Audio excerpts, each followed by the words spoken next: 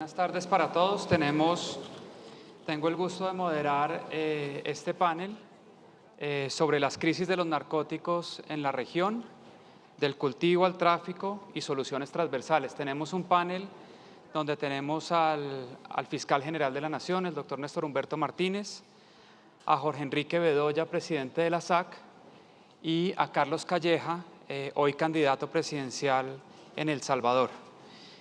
Voy a comenzar con una pregunta general para el fiscal general y para Jorge Enrique sobre un hecho reciente que hemos visto en Colombia en los últimos 12, 18 meses, que es un crecimiento muy pronunciado de los cultivos ilícitos, de las actividades de narcotráfico, con un agravante que luego toca el tema de otros países de la región, y es que esto viene de la mano con unos aumentos muy fuertes en los niveles de violencia, y que es lo que se está viendo hoy en Colombia.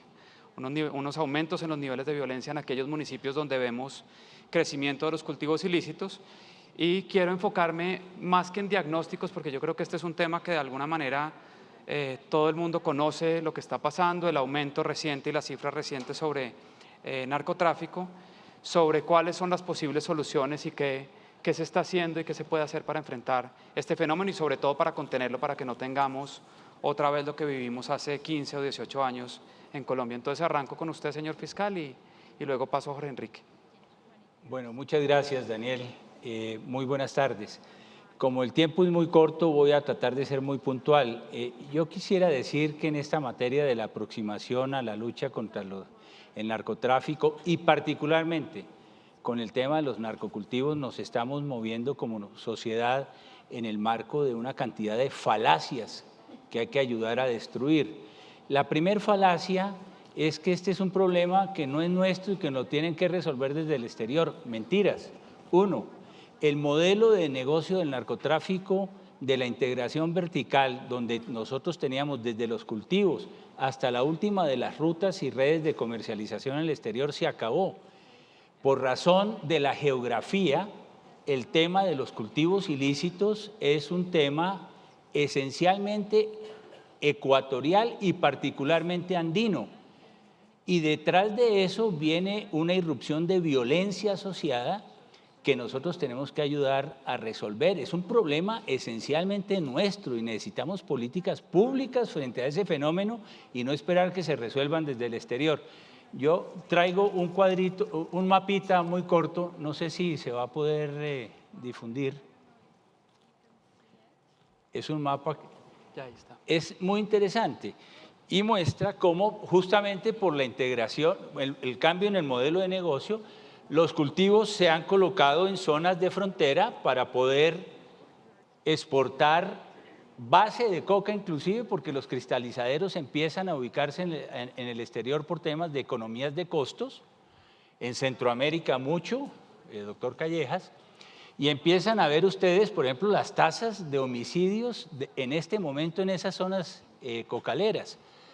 En Puerto Caicedo, en el Putumayo, está creciendo el homicidio al 300%, en Barbacoas, en Nariño, al 81%, en Tumaco está creciendo al 52%, en Guachené, en la zona del Cauca, al 175%, en Ituango, que es el corredor estratégico de la salida de la droga hacia el Urabá antioqueño, está creciendo hoy al 566%, en Tarazal 257%, en Caucasia al 196%, en Convención, en la zona del Catatumbo, en 1.400 está creciendo un año corrido el homicidio, en Villa del Rosario en 137%.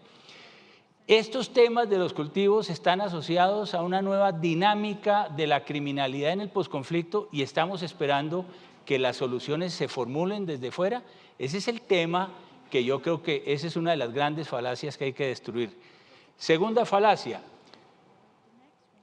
El tema de los cultivos ilícitos es un tema que implica fundamentalmente diálogo con las comunidades campesinas y terapias de tratamientos diferenciales a las que hemos venido haciendo. Se dice que aquí fracasó, por ejemplo, la fumigación de cultivos ilícitos. Los cuadros y la realidad muestra otra cosa. Si ustedes me permiten mostrarles un último Este es muy interesante. La línea, la curva, muestra cómo han crecido los cultivos ilícitos a lo largo del tiempo en Colombia. Cuando hemos tenido políticas públicas adecuadas, los cultivos ilícitos se han reprimido. Cuando ha habido déficit de políticas públicas o políticas públicas cerradas, los cultivos han crecido. Veamos algunos ejemplos. Empieza la guerra contra las drogas en el gobierno de Reagan, 82. Se subraya en el 88 la guerra contra las drogas en Colombia. Esto desafortunadamente no marca. Año 88. ¿Con cuál? ¿Con este? Bueno, es muy pequeño. Droga, en el año se mantiene en un nivel estable el tema de los cultivos ilícitos, relativamente estable. En el 92-93 surge la Fiscalía General de la Nación, el bloque de búsqueda, el fin de cartel. No son medidas que promueven la expansión de los cultivos propiamente, ¿no? Acabar el cartel de Medellín, el bloque de búsqueda, crear la Fiscalía General de la Nación. Y en el año 96 empieza y se dispara los cultivos ilícitos en Colombia hasta llegar más de 150.000 hectáreas. ¿Qué pasó? Empezaron las marchas cocaleras del Putumayo y allí se hace el Pacto de Orito.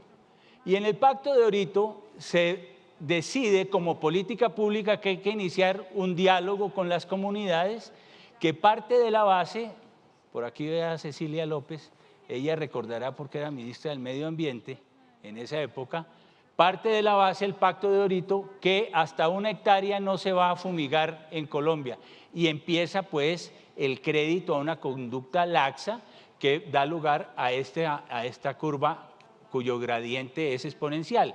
Y se impone en ese momento, en el año 96, el plan de manejo ambiental para lo que tiene que ver con el uso del glifosato en la fumigación de cultivos ilícitos. Miren ustedes la tendencia que genera esa política pública. En el pico de las 150.000 hectáreas llega el Plan Colombia. Y entonces se conviene un plan importante de erradicación masiva que incluye la aspersión aérea, la fumigación, con monitoreo ambiental.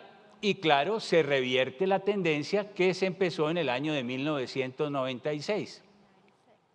En el año 2003 se hace una fumigación y se dispone una reducción de franjas en el gobierno del 2003, en donde las franjas de protección ecológica que habían sido establecidas hasta en 10 kilómetros se reducen sustancialmente a menos de 100 metros, de tal manera que hay una acción decidida para acabar con los cultivos ilícitos.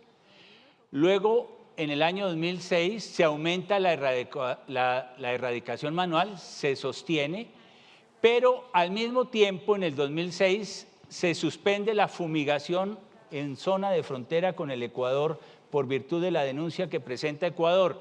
Y el resultado de la suspensión de esa fumigación, que dura 1 año porque el mismo gobierno vuelve y la restablece en el 2007, da lugar a este pico fundamental que se produce en la zona del Putumayo y del Caquetá. Luego se reinicia en el 2007 la aspersión aérea, se reducen los cultivos ilícitos y se llega a uno de los picos más bajos en el año 2012-2013. Según los americanos, se tienen 80.000 hectáreas. Según las cifras de Naciones Unidas, llegamos al punto más bajo de 45.000 hectáreas. Pero ¿qué pasa en ese momento? En ese momento mantenemos un plan de erradicación forzosa muy fuerte. Se hace 100.000 hectáreas de erradicación por parte de la fuerza pública.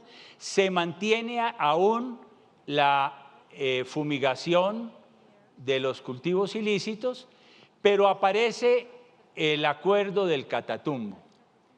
Diálogos con las comunidades, y en el acuerdo del Catatumbo se comete un error histórico. Se ofrecen recursos, subsidios para las comunidades campesinas sin que hubiesen erradicado una sola planta de coca.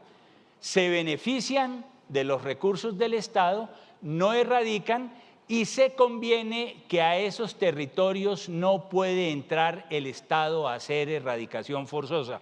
Y por eso, desde el año 2013, no hay erradicación forzosa en el Catatumbo, y por eso Tibú hoy es el segundo municipio con mayor número de cultivos. Para esta época tenía 4.000 hectáreas de cultivos ilícitos y hoy ha llegado a cerca de 15.000 hectáreas de cultivos ilícitos en Tibú, que es un error de política pública. Y desafortunadamente se genera también el fallo del Consejo de Estado que decreta la nulidad de los corredores en la fumigación de los planes ambientales en lo que tiene que ver con lo que se había dispuesto desde el 2003. Por otro lado, en el 2013 se define una inmunidad de frontera con el Ecuador permanente. A 10 kilómetros de frontera no se puede hacer erradicación. Hoy son arbustos de más de 5 metros de alto los que se encuentran en esa zona. Allí los erradicadores forzosos del ejército y de la policía no pueden entrar con guañadoras, tienen que entrar con motosierras para intentar destruir esos cultivos ilícitos. ¿Qué pasó aquí?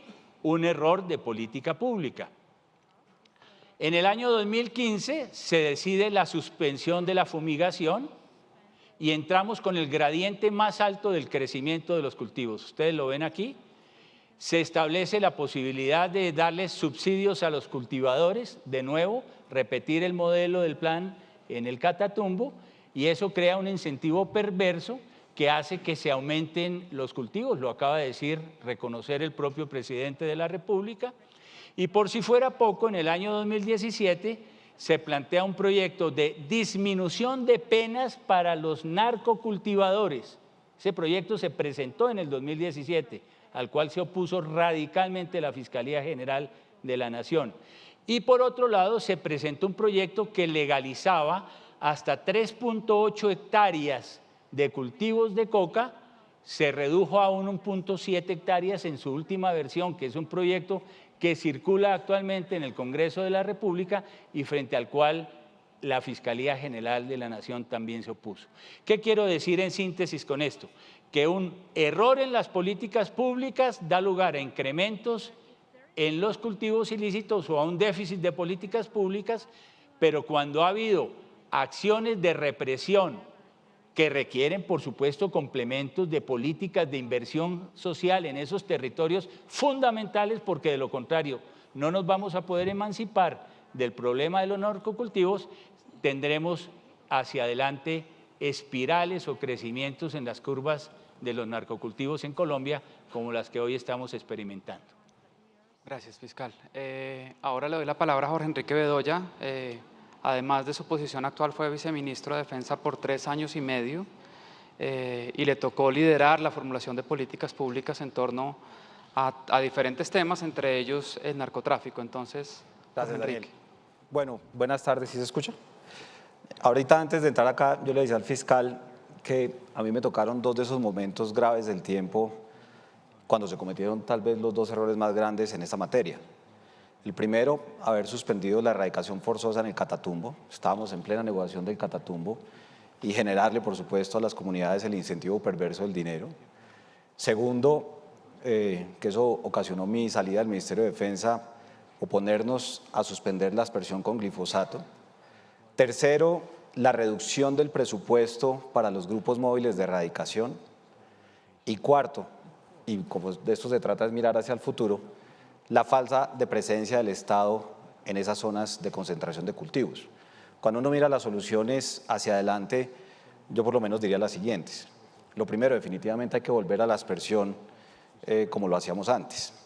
Cuando uno mira la franja del Putumayo y antes de que se suspendiera totalmente la aspersión, logramos hacer una fumigación en más de unas 6.000 hectáreas en muy poco periodo de tiempo y eso es factible.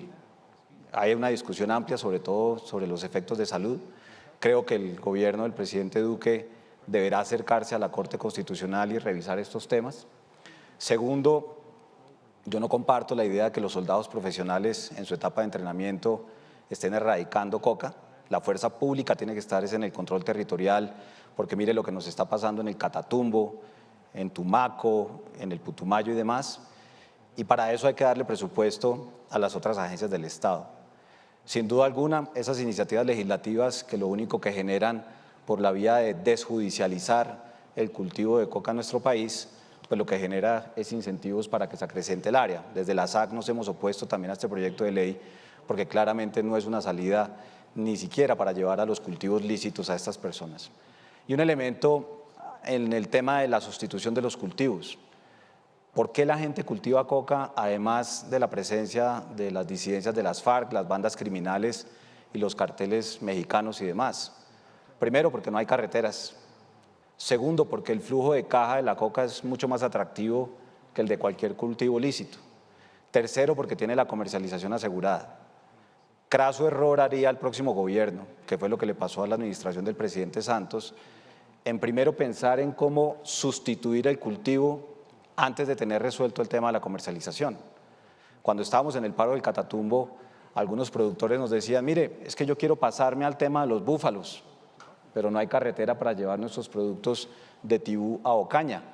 De tal manera que el tema de las vías terciarias, si se quiere pensar en una sustitución de cultivos voluntaria que sea medianamente exitosa, debe resolver los costos de transporte, debe resolver la opción de mercado que tengan los cultivadores, haciendo asociatividad, integración vertical, insertarlos a los modelos agroindustriales. Aquí está el presidente de Fedepalma, el doctor Yes Mesa, y un ejemplo clarísimo en el Catatumbo de cómo funcionan las cosas es como la gente que está, pequeños productores en cultivos ilícitos, se integran a la cadena agroindustrial de la palma de aceite. De tal manera, Daniel, que aquí lo que corresponde es, francamente, mucho garrote, también zanahoria, pero definitivamente toda esa parte, que el mismo señor fiscal lo ha mencionado, esto con esta gran cantidad de bandidos que tenemos en nuestro país y más de 200.000 hectáreas de coca, definitivamente no puede ser solamente de manera voluntaria. Bueno, voy a hacer textualmente un cambio de tercio.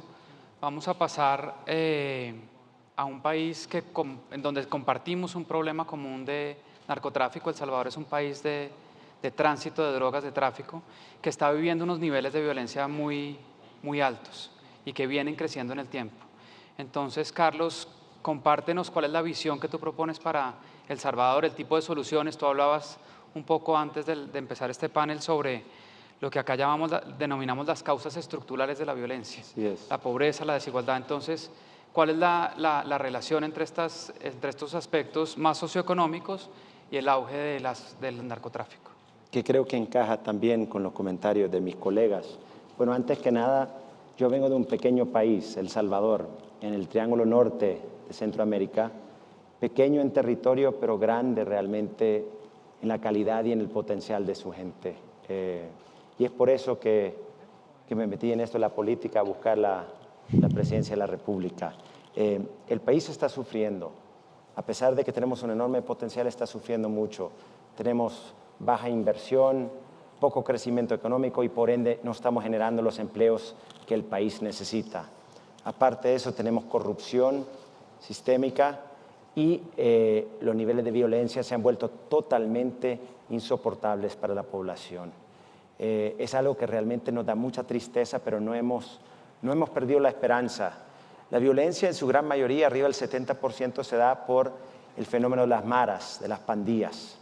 Esto se ha vuelto un tema importante en toda la región, por lo que se está viendo también en la migración hacia Estados Unidos de familias con jóvenes buscando refugio, porque la violencia ya es algo que no pueden soportar. En fin, es un tema que ha penetrado a la sociedad. Se habla de que hay cerca de 75.000 a 80.000 mareros en El Salvador, en una población de 6 millones. O sea, realmente es una penetración muy amplia. Y yo me pregunté cuando me metí en esto de la política, ¿qué es lo que necesitamos? Y realmente creo que la fórmula es una fórmula integral. Estuve escuchando al presidente Santos y me sorprendió de una forma agradable porque algunas recetas que él mencionó en su discurso son los que estamos viendo aquí en nuestro proyecto político. Primero, hay que entender que El Salvador sale de una guerra civil muy violenta, del 79 hasta el 92, con muchos muertos. Logramos la paz, logramos incorporar una democracia, pero la polarización realmente nunca dejó de existir. De alguna forma u otra estamos viviendo una guerra fría en El Salvador. El gobierno actual es un gobierno amigo del régimen de Chávez, ahorita apoya a Ortega a pesar de todo lo que está pasando, y yo como candidato de la oposición obviamente represento una amenaza para ellos, pero creemos profundamente que no podemos seguir por este camino. Eso dicho, yo no quisiera agregar a la polarización. Yo lo que quiero es buscar acuerdos nacionales a través de una visión de unidad. Y eso es lo que estamos buscando, grandes acuerdos nacionales a través de una verdadera integración nacional. Acuerdos en el tema de seguridad, acuerdos en el tema de educación, acuerdos en cuanto a la economía y las apuestas estratégicas que queremos desarrollar, porque creo que ahí es donde se puede hacer el trabajo. Yo en mi cabeza siempre pienso de que si tuviéramos un gobierno transparente, un gobierno realmente basado en la meritocracia, con cero tolerancia a la corrupción, las cosas funcionarían mucho mejor, y eso es otra apuesta específica que estamos impulsando. Y la tercera es la visión de país, o sea, ¿qué es el país que queremos? Y yo creo que esto es válido para todo Centroamérica y otros países de Latinoamérica. Hay tres elementos importantes para mí, yo los visualizo siempre en un triángulo, lo llamo, para comunicarlo bien en campaña, el triángulo de la esperanza. En la piedra angular arriba está la parte económica, pero no una economía donde nos posiciona como un país de bajos salarios y que eso sea la ventaja competitiva, sino una economía audaz, donde buscamos construir valor agregado y diferenciación y tecnología e innovación en la propuesta de valor, y por ende generar mayores ingresos. Eso aplica al tema de la agricultura, que es una apuesta estratégica, y tú lo mencionaste, porque realmente la gente abandona los cultivos tradicionales buscando otros tipos de cultivos, y lo estamos viviendo en El Salvador. El tema de la educación es clave. En el caso nuestro tenemos problemas graves en cuanto a educación, sobre todo en primera infancia, y poder extender la educación a bachillerato y a carreras técnicas y universitarias, donde también tenemos problemas graves de cobertura y de calidad. Yo estoy convencido que tenemos que reinventar el modelo de educación y estudiar modelos exitosos no solamente en Latinoamérica, sino en otras partes del mundo que están funcionando, que logran incentivar la creatividad y la iniciativa de nuestros jóvenes. Y en el tema de seguridad coincido con el fiscal. Necesitamos una visión integral que toca el tema de represión con los recursos necesarios para apoyar las instituciones como la Fiscalía, la Policía, el órgano judicial, que también sufre de corrupción, para que puedan hacer su trabajo bien. Pero también en el caso nuestro, en el caso de las pandillas, represión sin el apoyo de prevención y de rehabilitación no nos va a sacar del problema. Tenemos muchos gobiernos que han impulsado el tema de represión sin pensar en la prevención, y seguimos 20 años, 25 años después con los mismos índices de violencia que para mí son totalmente inaceptables. Entonces tenemos que ser más integral en nuestra visión, una visión que entiende que también la generación de oportunidades, el poder levantar la calidad de educación es la mejor prevención, porque si los chicos están estudiando o están en el trabajo, están consiguiendo buenos trabajos, no van a buscar las maras o las pandillas, o no van a buscar la migración como su salida, y eso es lo que está pasando en nuestros países. Pero definitivamente necesitamos una coordinación de todas las instituciones del país. La violencia es algo que está afectando a toda la región. Yo sí creo que este espacio de concordia es un espacio medular importante porque nos permite compartir experiencias. Y como les dije, El Salvador es un país pequeño, pero sus problemas se vuelven problemas de otros países. Lo estamos viendo ahorita en la frontera de Estados Unidos. Y mi profundo llamado es que trabajemos unidos en encontrar soluciones. Hay experiencias aquí que nos han ayudado en El Salvador. Tengo que agradecer el apoyo de la Fiscalía aquí, que ha ayudado a El Salvador a fortalecer su institucionalidad y buscar avanzar en temas importantes en cuanto a la justicia. Y esos esfuerzos coordinados y esos ejercicios, alianzas estratégicas, son las que necesitamos. Así que yo terminaría con ese llamado a que trabajemos de la mano, porque juntos, unidos, podemos lograr mucho más. Gracias, Carlos. Bueno, quiero volver al caso de Colombia. Los dos hablaron de errores estratégicos en la política. Se habló, y el presidente lo dijo en su intervención hace unos minutos, sobre unos incentivos perversos. El fiscal general también tocó el tema de incentivos perversos, donde se le da una plata a cultivadores bajo la promesa de que van a erradicar, pero nunca se hace un seguimiento a si la erradicación funcionó o no. Yo inevitablemente me tengo que meter en este tema. Yo hice varios trabajos sobre política de drogas en Colombia, y lo que se derivaba de esos trabajos era que era mucho más eficiente enfocar la lucha contra las drogas en aquellos eslabones donde se produce un mayor valor agregado, en interdicción, destrucción de laboratorios, control fluvial de los precursores químicos, en donde de alguna manera al terminar con la aspersión aérea de cultivos ilícitos, se debió haber fortalecido esa política. Y eso obviamente está ligado a las grandes rentas que obtienen estos grupos criminales. Entonces, ¿cuáles son las propuestas de política para, en el caso de la Fiscalía, la priorización de las acciones judiciales y la investigación criminal contra estos grupos? Y de su experiencia, Jorge, en el Ministerio de Defensa, yo creo que en la época que ustedes estuvieron con el ministro Pinzón, hubo un salto en la interdicción muy fuerte, un salto no en los montos, sino en las tasas de interdicción, que es lo que uno debe ver. Y yo creo que eso es mucho más eficiente que enfocarse, hay que hacer de todo, pero primordialmente enfocarse en las etapas de la cadena de producción que generan mucho más valor agregado. Fiscal. Sí, allí muy importante, Daniel. Yo creo que tenemos que mirar la nueva realidad de este negocio. El negocio cambió. Nosotros, para mal, como lo decía, nos quedamos con los cultivos, porque eso sí no se pueden ir para México o para otros países. Pero nosotros ya estamos exportando no clorhidrato de cocaína, sino base de coca. Y está saliendo en lanchas hacia Centroamérica, en donde los narcotraficantes ven que la posibilidad de rentabilidad de su negocio es mayor, porque hay unos controles, unas regulaciones y unas capacidades del Estado distintas que hacen que sea más rentable poner cristalizaderos desde allá, sacar desde los puertos de allá hacia los Estados Unidos, hacia Europa, y entonces nos estamos convirtiendo en un problema de geopolítica regional. Por eso los grandes narcos mexicanos llegaron a Colombia y tomaron asiento y se han empoderado del negocio. Eso es una realidad, lo viene denunciando la Fiscalía desde hace 1 año y medio, al fin se está tomando conciencia de eso. Estamos exportando base de coca, los cristalizaderos están llegando a Centroamérica, eso es una amenaza regional.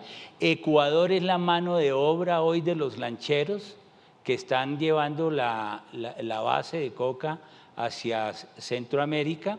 Y por otro lado, tenemos una nueva realidad, y es que ese exceso en los cultivos ilícitos no solamente está generando una mayor oferta internacional, sino una oferta para un mercado interno que nosotros no teníamos, Daniel.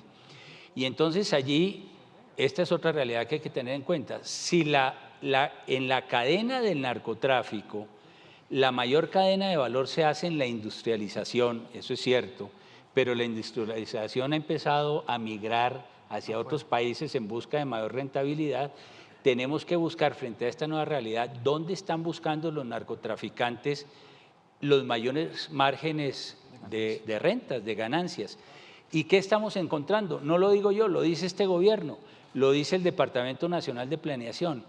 La comercialización al mayoreo en el narcomenudeo, es decir, el consumo de nuestros adolescentes, de nuestros menores, lo que está pasando hoy en día, que es una realidad que no podemos soslayar.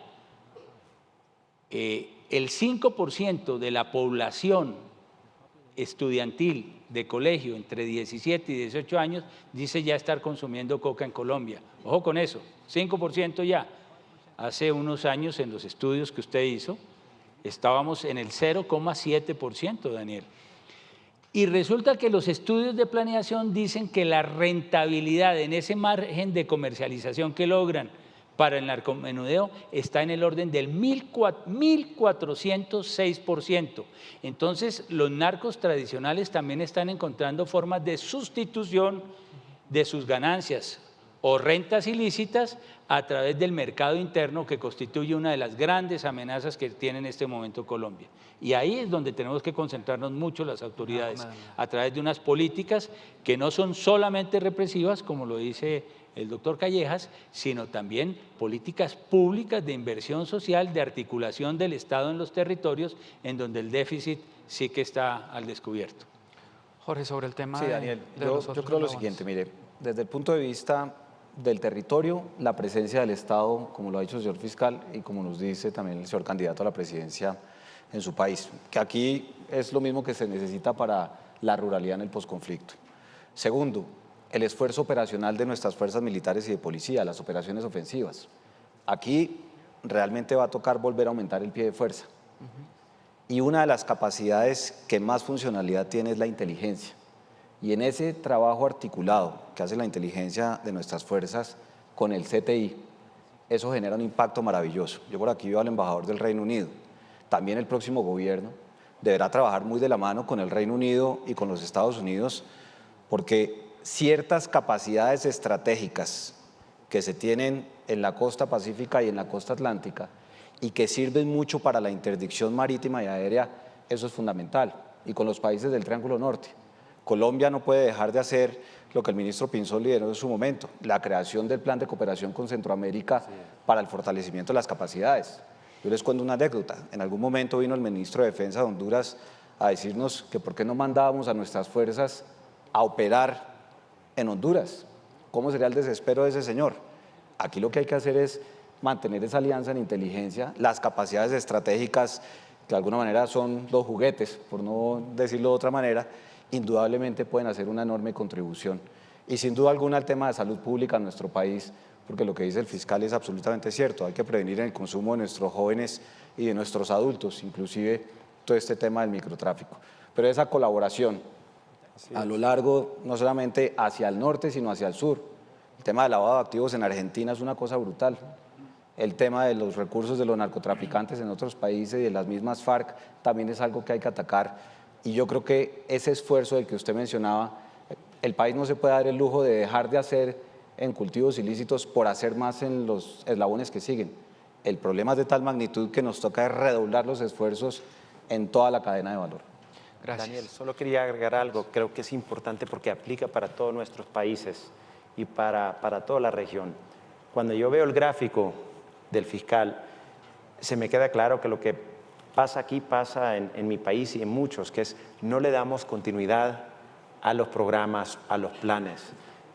En este caso, cada 4 años, en mi país cada 5 años hay un nuevo presidente, dependiendo de cuántos periodos logra, y mucho de lo bueno que se construye le damos vuelta a la página y cada administración trata de imponer su política y no le damos continuidad a lo que está funcionando. Entonces, lo que se necesita, en mi opinión, es un gran acuerdo, no solamente nacional en cada uno de nuestros países en cuanto al tema seguridad o narcotráfico, sino también un acuerdo regional, como tú bien decís, coordinado, donde podemos, poder de forma coordinada trabajar en cada piedrita del camino y de esa forma lograr el mayor impacto posible.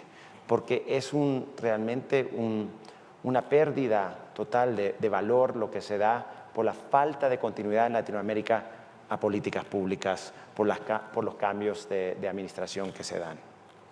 Gracias, Carlos. El panel da para mucho más tiempo, para tener 2 o 3 horas de conversación, pero hace 2 o 3 minutos ya nos pasamos del tiempo, entonces quiero agradecerle al fiscal general, a Carlos Calleja y a Jorge Enrique Bedoya. Muchas gracias a todos.